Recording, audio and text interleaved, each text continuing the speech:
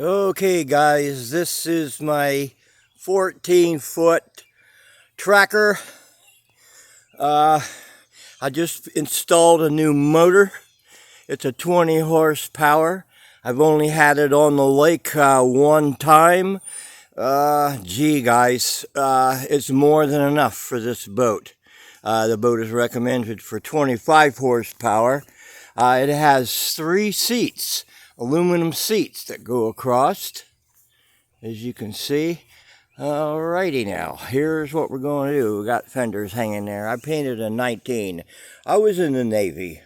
My ship number was 19, so I did the lettering the best I could. That's used masking tape and whatever it took to get the letters, or I'm sorry, the numbers on both sides.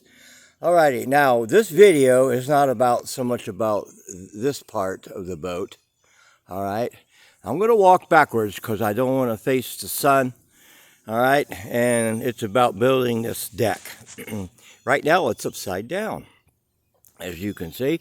What we have is 1, 2, 3, 4, 5, 6. We got 6 cross members underneath the boat going from port to starboard. And then I took some 2x6s, 2 of them. They're straight. This one right here, if I get my hand in there, yeah, this one here, and I'm going to come over here to this one, that one right there. I'm going to back up now. Those are the straight boards that run all the way through from bow to stern. You see that? And then the rest are fillers in between. You want to make sure you get these 2 boards on the outside the same distance apart. Up here, you want them the same distance apart. Up here is back, and back there, the same distance apart. Then you want to screw them down onto these beams.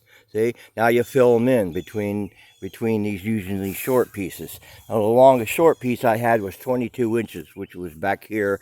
It's a seat where I sit when I operate the tiller. I sit there, of course, on the other side. And this is my cockpit area for my feet. And you can see how I did this. I just boxed it in between the beams. This is the front one.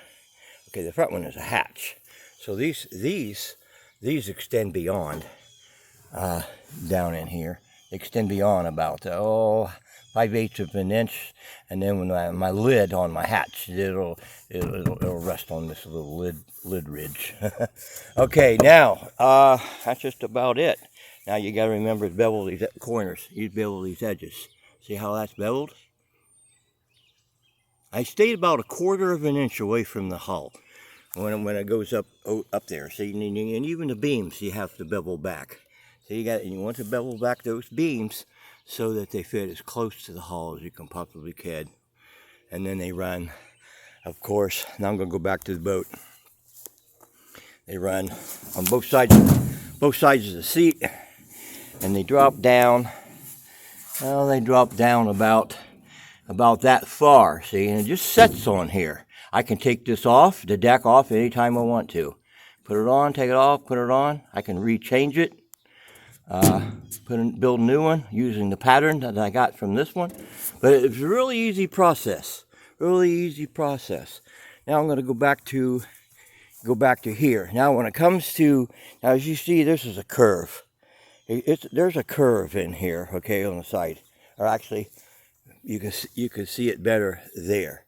Okay, now the way to cut those last boards, on the other side, okay, when this is inside the boat, okay, I marked it, and just measured over to the hull. Just measured over to the hull with my square, just like that. Measured it to my square, like that, using this, and then transferred those over to the board, cut it, beveled them back with a belt sander, and that's pretty well it. I used Titebond 2 as exterior. You can use epoxy probably. Titebond 2, I had it available. So there it is, you know. Now what I'm going to do, I'm just going to take a quick walk around.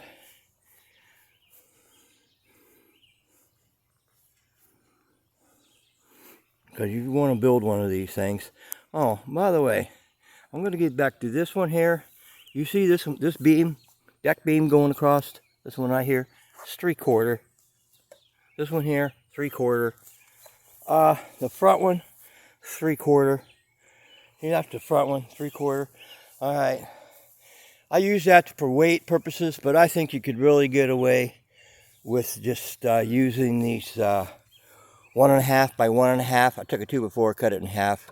1.5, 1.5 by for deck beams. And of course, these are pine boards. I used 5.5, and I used 3.5 inch wide. 5.5, which would be a 1x4 and a 1x6. So there it is. And then they all fit. It fits snugly between the seats. Now here's a seat will be there, and I'm going to come forward. A seat will be there, and then the rear seat in the boat, of course, is there. I pretty much covered everything. Everything, I used stainless steel screws. Those were expensive. Whether you needed extend, I don't know, galvanized. I used about 100, probably 80 to 100 stainless steel screws. I used 1.5 inch stainless steel screws, fill pad, just drove them right down, pre-drilled them, and then just drove them right down. I used a lot of clamps, a lot of seat clamps, bar clamps, drill, jigsaw, router. Yeah, router.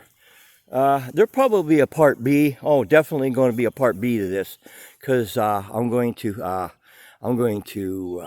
do the carpet on it too. Black carpet is what I bought at one of the big box stores, and here we are. Okay, and again, there's a boat. Yeah, I gotta put a bimini on it. I got to open it up yet. I did that for shade. It gets pretty hot. It gets pretty hot. There's a tree. I get shade after about 3 o'clock in the afternoon. But right now, I gotta have the bimini up during the day. All right, guys. I hope you enjoyed this video. I appreciate you watching it to the end. I really do. And those who are watching it to the end will know that there'll be definitely a part 2, and you're definitely going to learn something when it comes to carpeting stuff, because not only am I a master craftsman, I'm not bragging about myself. I spent years of my life. I mean, I'm 68 years old, and I began starting with wood since I was 11. So soapbox derbies, soapbox derby cars in 11, and then I've just been doing it ever since. And I've worked at companies. I worked at Urban Yacht. It was a yacht building company in Florida, and I worked there for many years. And then I worked at Endeavor Yacht and Morgan Yachts, and I have a lot of experience at different places. And I built homes. I built this home over here. There's my Jeep. I built the home over here. Right now, it don't look. This is just the side of the house. This is just the side of the house. I'm doing some garage cleaning. That was a thing for kayaks. You take 2 kayaks and strap them to that PVC contraction. That's like, I don't know, a waste of time, I think. I never used it. My wife's flowers. She's got lights of flowers. Oh, there's front door. Windows. First time I ever tried to grow these. Elephant ears. Isn't that cool? I like those things that get 6 feet tall, and the leaves. Regal Shield is the name of the one that you want to get. They're called Regal Shields. It's a bulb, and you plant a bulb. If you live up in Ohio, I guess you got to take them in every year, dig them up. But if you disturb those roots, I think you're retarding the growth. So I'm going to put them in a huge pot and build a huge freaking thing. That plant will be up to here. Up to here. Just did this work yesterday. Put the bushes in and mulched it. I got a wall here. See the curved wall? I always thought that was kind of neat. Trailer. Bought this yesterday for the kayaks and hauling stuff. I went from a van and I got rid of the van, or getting rid of the van. I'm sorry, the van is still here. It's going to be towed away probably the next couple of days. So, all right. I'm going to sign off here.